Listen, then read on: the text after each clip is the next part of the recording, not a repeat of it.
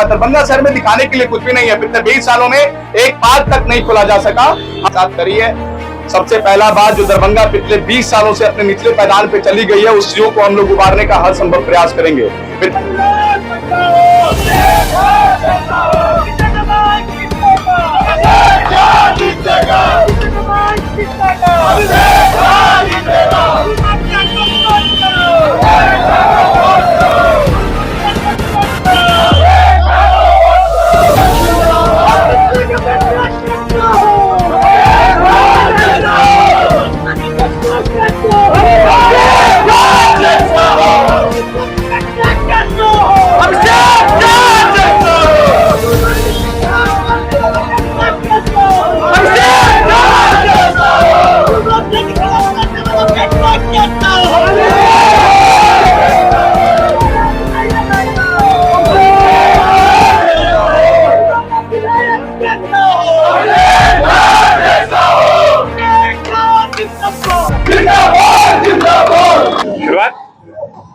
अभिषेक जी, दरभंगा शहरी विधानसभा से अभी आप नामांकन करके निकल रहे, किन मुद्दों को लेकर आज मिथिला का बेटा आप लोग खुद को कहते हैं, किन मुद्दों को लेकर जो है दरभंगा की जनता के लिए नामांकन किए हैं? देखिए, मिथिला की तमाम विषयों को लेकर हम लोगों ने जो संघर्ष किया है, उस संघर्ष को चुनने का समय आ गया है और दरभंगा की जनता हम लोगों के साथ खड़ी है।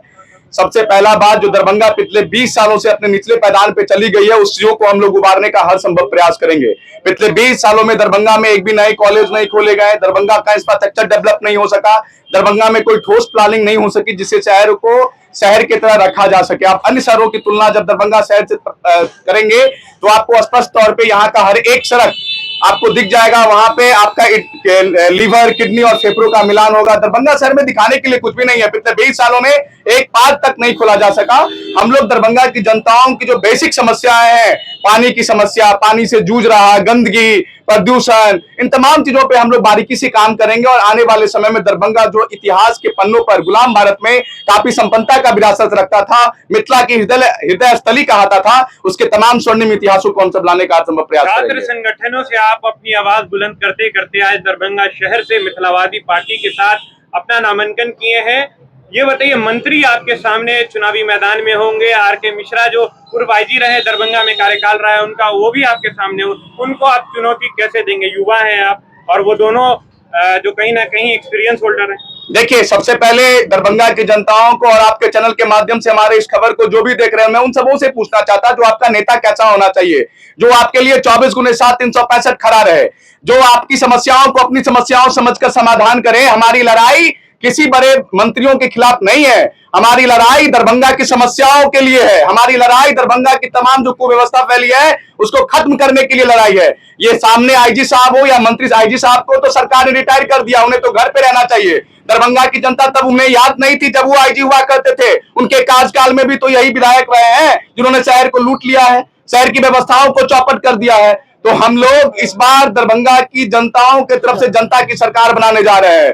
धरती का बेटा इस बार चुनाव जीतने जा रहा है। दरभंगा का बेटा जो इस धरती पे पला बड़ा है, जो इस धरती को सींचा है, वो चुनाव लड़ने जा रहा है। जिसने इस धरती पे पिछले 8 सालों से हर एक चौक पे समस्याओं के विरुद्ध, अन्याय के विरुद्ध हमेशा से रोड पे, सड़क पे आंदोलन और धरना प्रदर्शन करने का काम किया, भूख हड़ताल करने का काम किया है, वो बेटा इस बार चुनाव लड़ रहा है। उसकी लड़ाई दरभंगा को बेहतर बनाने के लिए है। दरभंगा जो आजाद से पहले संपन्न हुआ करता था, उस विरासत को वापस लाने की ये लड़ाई है और इसमें हमारे साथ दरभंगा की तमाम साथी, हमारी माँ और बहन, हमारी युवा साथी, हमारे चाचा, हमारे बुजुर्ग, सभी लोग हमारे साथ खड़े हैं और इस बार दरभंगा की जनता वर्तमान सत्ता में बैठे हुए लोगों को सबक भी सिखाने अगर दरभंगा की जनता आपको चुनती है, मौका देती है, विधायक बना के पटना भेजती है, तो आप कितना खरे उतरेंगे? क्योंकि जनता तो कहेगी कि इससे पहले भी विधायक बने थे और हमको झांसा दे दिए। कहीं आप भी यही काम कर? देखिए, आप दरभंगा के तमाम कैंडिडेटों का लिस्ट निकाल लीजिए। मैं आपके चैनल के माध्यम से ये बात बता देना चाहता, अगर किसी कैंडिडेटों ने अगर हमसे ज्यादा सड़क पे रहने का काम किया है तो दरभंगा की जनता उसके साथ जाए।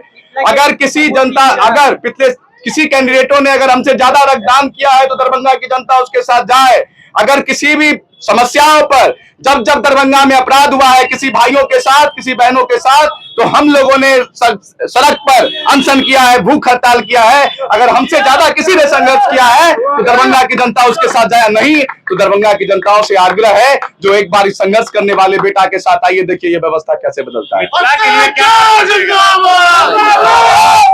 देखिए मिथिला के सर्वांगीण विकास हेतु पिछले 8 सालों से हम लोगों ने संघर्ष किया है, यहां से लेकर के दिल्ली की धरती तक संघर्ष किया है। एक ही मुद्दा है, मिथिला विकास बोर्ड, मिथिला राज, और वो मिथिलावादी पार्टी ला के रहेगी, वो डेवलपमेंट का कार्य हम लोग करके रहेंगे, क्योंकि हमारा इतिहास संघर्ष का इतिहास है।